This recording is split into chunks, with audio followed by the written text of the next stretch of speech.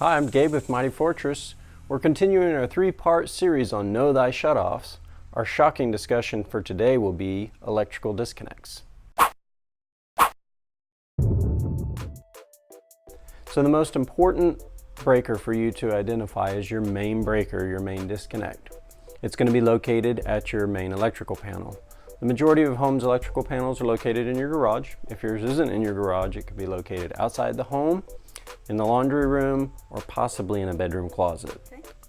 There are generally two different styles of main disconnects. We'll show you both today. One style is just a single breaker with a switch that you just throw. There are other styles that will be connected with a handle tie, and it's two breakers. Some of the older electric panels actually will have a series of breakers for you to shut off all the power to the whole home. The rule of thumb is you can't do more than 6 throws of the hand, or in other words, 6 movements. Otherwise, you need a main breaker installed for the home. The most important thing to know about a main electric breaker or disconnect is where is it, how to get to it, that it's always accessible. If there's ever, in a rare instance, a significant electrical issue going on in your house and you don't know what's going on, you can turn that breaker off. It shuts all the power off to the whole home. Other types of electrical shutoffs or disconnects that are going to be located around your home that are kind of important to know are going to be AC. So beside every AC unit, there's going to be an electrical disconnect.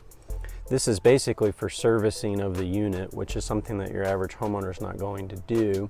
But the important thing for you to look at is to check out and open the cover.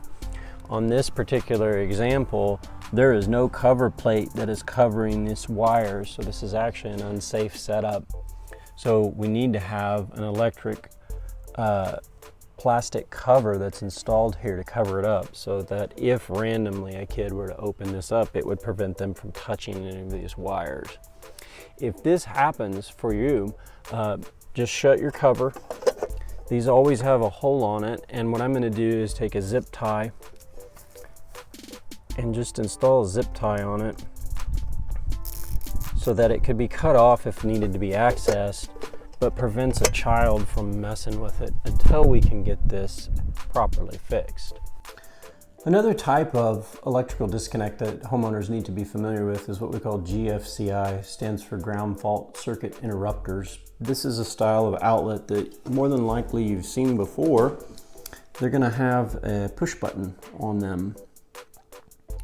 You actually have GFCI breakers that are going to have a push button on them that will look similar to this, although this is not a GFCI, this is an AFCI, which we'll discuss shortly.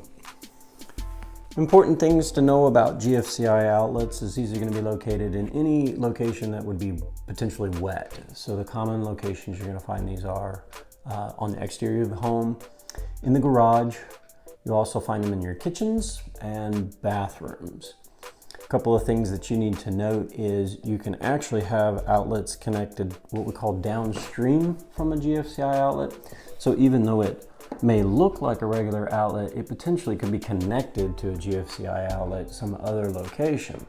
So if you never have, if for some reason you don't have power to an outlet, GFCIs are one of the first things that you can go around and check.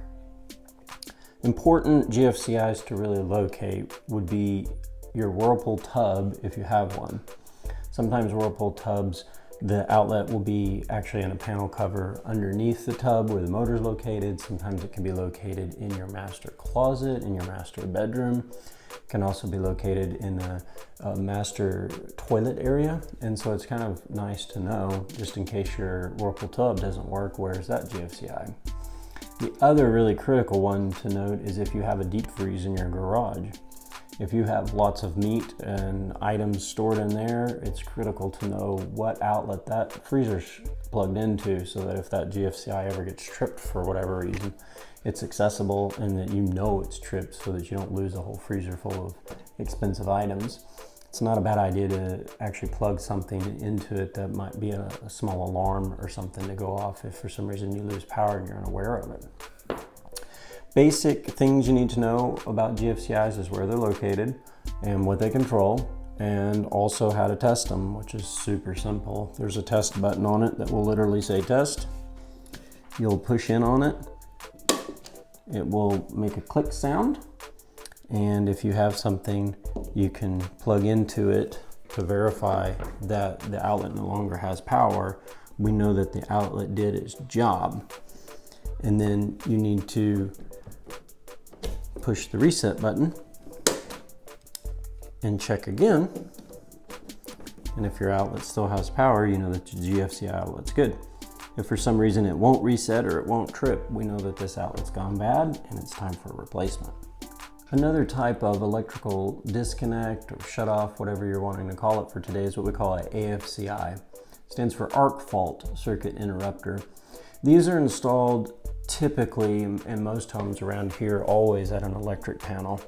Although manufacturers are now currently releasing outlets just like a GFCI, although it's AFCI, and there's some important differences between the two. These help with wet locations, whereas the AFCIs help prevent electrical fires and is a more modern safety standard. Some homes don't have these unless they've been upgraded. So approximately a home built in year 2000 and newer is going to have AFCI breakers. If your home's older than that, it's not going to have them. So if you go to your electric panel, they're very simple to point out. There's going to be some type of test button involved with AFCI breakers. And you simply test an AFCI breaker by pushing the button. You'll notice that the breaker actually goes halfway. So when you're trying to reset these, you do not want to just try to push it back up. It will not turn back on. So in order to reset an AFCI breaker, you actually have to turn it all the way to the off position and then turn back on. And then you can kind of verify that whatever that's connected to actually works. So it's important that when you're testing an AFCI breaker, you just let anyone know in the home, hey, I'm testing the AFCI breakers. So if you have a computer or TV plugged into that particular circuit, you might want to turn it off. Oftentimes I talk with people who've actually never flipped a breaker off, and it's a little intimidating because electricity is involved. And so it's actually a good idea to do a practice run while you're level-headed, you don't have any other electrical issues going on. So you can locate your main panel. Generally, the main panel should have labels on it, and if it doesn't, that would be a good idea to try to get that corrected so that you know what breaker controls what.